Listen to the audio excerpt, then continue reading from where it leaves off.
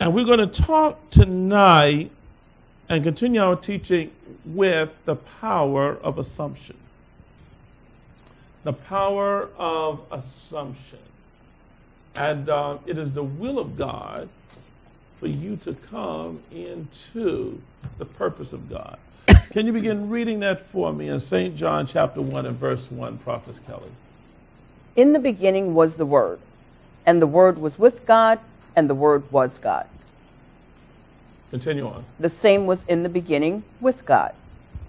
All things were made by him, and without him was not anything made that was made. Good. In the beginning was the Word. In the beginning was the what? Word. I want anyone to type in the chat room, thank God for the beginning. In the beginning was the Word. And the Word was with God, and the Word was God. In the beginning was the what? Word. Word. When we start understanding the beginning is the Word, everything has its beginning with a word spoken from your mouth. Everything starts with a word from your mouth. So, Prophet Kelly, let's begin here at the power of assumption on page 3. The bottom slide here, a man's consciousness. A man's consciousness is all that he thinks and desires and loves, all that he believes is true and consents to. Now, a man's consciousness is all that he thinks, desires, and loves. All that he believes is true, that's what I want to focus on, and all that he consents to. You are only getting what you consent to. You get what you consent to. You give no consent, it cannot be productive in your life. You get in life what you give consent to. You are getting ready to expand, but your expansion will not take place until you give yourself permission to expand. That's why there are some people that have a problem in life with prosperity because they may have the fear of success. I want you to type in the chat room right now, do you have the fear of success? Do you have the fear of success? And Tina Tasker, we would like for you to go out and come back in with your area code.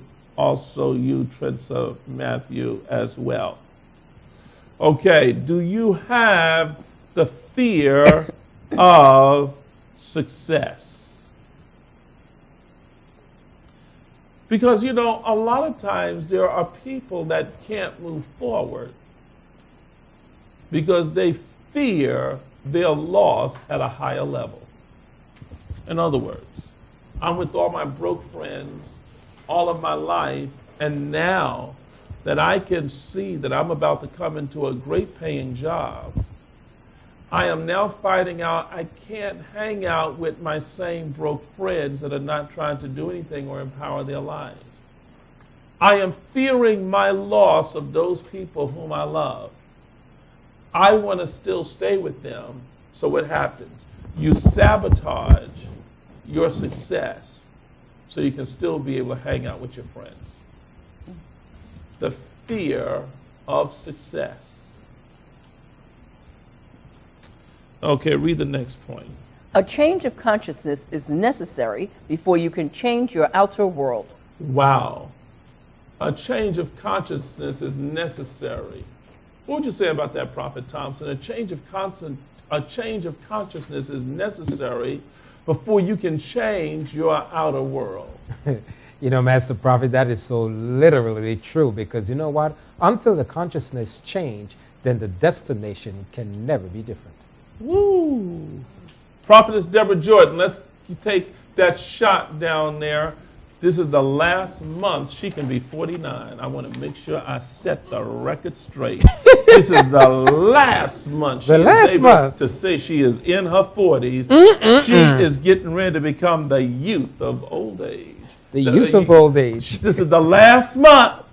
This is it. Prophetess Deborah Ann Jordan. Master Prophet, you're talking about consciousness. And we are talking about giving yourself consent. In other words, giving yourself permission to become all that God has for you. And I like the part when you talked about consent, because when you said consent, that lets us know that we are giving our right to have. And many of times we fail to because of the fear of the unknown. What if? But if we can ever give ourselves the consent to be what God has made us, we will excel in all things, Master Prophet. All right. Prophetess Gloria Jean Kelly, what would you say about this? Master Prophet, it has to be a change of all that you think, all that you desire, all that you deem to be true. All of that has got to change before anything can change on the outside. See, it's an inside job. The change takes place on the inside. And the outside depicts what's already taken place on the inside, but it's got to be on the inside first. All right. Well, this is very powerful. Okay, let's continue on. Read the next point, Prophetess Kelly. Be ye transformed by the renewing of your mind. How are you going to get transformed right now, Prophetess Kelly? By the renewing of my mind. You mean to tell me I can change my house through a mind renewal process? Absolutely, by the renewing of your mind. Wow. Now, Prophetess Kelly, before you was living upstate here, you were living in the city? Yes. Were you ever in an apartment? Yes. How did you get out of an apartment into a house? Now, let's talk about this. I need you to really go through that process, because you were in an apartment for about how many years? We were there for 4 years. For 4 years. And it was comfortable there? No, I can't say it was comfortable. You can't say it was comfortable? There. No, we knew it was a stopover. Did you really know that part? Oh, yeah. Well, then why did you stay there for 4 years? We were trying to find out where we were going to stop. You know what? That's good. You know what? And that's a very powerful point. That's good. Because until you know where you're going to go, you must remain where you are. Go ahead, Prophet Kelly. Right. And so we weren't in agreement about where we were going to stop. So we couldn't move until we came into agreement on where we were going to stop. But once we came into agreement, it was full steam ahead. Nothing could stop us at that point. And there were things that tried to come up to stop us. Even at the right down to the last minute of the move. We had the movers come in and everything. And they were quoting us something that we hadn't heard before. It was crazy. We said, okay, well, we can't use you. This is the day of the move. We're already set to go. Everything is signed. We couldn't move. So we thought. But something rose up in my youngest daughter, and she began to say, no, we're going. And we moved ourselves. And Get out of here. Yes, Stop. we did. No, yes, we did. We moved everything. Kelly, we moved everything you ourselves. never told this story. No. Oh, you know I haven't. I really haven't. You never told this story. Oh, yeah. The movers came and everything, and we already had things packed, and they gave us some price. I said, oh, no, we can't do that. And so they left, and we said, oh, my God, what are we going to do? You know, everything was on the line now. We were out of this place, but we had to move into the other place. It was crazy. She was sick that day. It was Natasha at that point. She was sick, and she rose and said, no. She said, we're moving. We'll do it ourselves. And I looked at her. I didn't know who that was because she was sick that day. Wow. I'll tell you, things came up just to stop us, but no. We got out of there. Jesus. We moved ourselves. So, yes.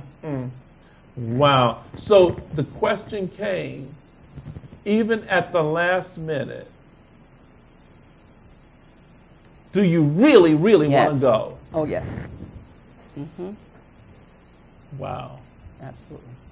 And fear began to grip me at that point. It really did. Very honestly. Wow. I'm all established. I'm a good church deaconess, you know, that's the whole thing going on. Christian ed teacher, I'm teaching this stuff. But I was gripped at that point because it didn't seem as if we could go forward. But the word came, and we got up, and we began to move. I'll never forget that. We moved ourselves. You moved yourselves. Prophet Miola, what you have to say about this? That sometimes a person has to, well, no, not sometimes, All every the time. time. You really got to move yourself. Yes. Oh, absolutely. You have to move yourself. And there'll always be that test. There'll always be that challenge of if you're going to pull back and withdraw or you're going to push forward. And it seems like any time God is working a great move or a great expansion in your life, there comes that test.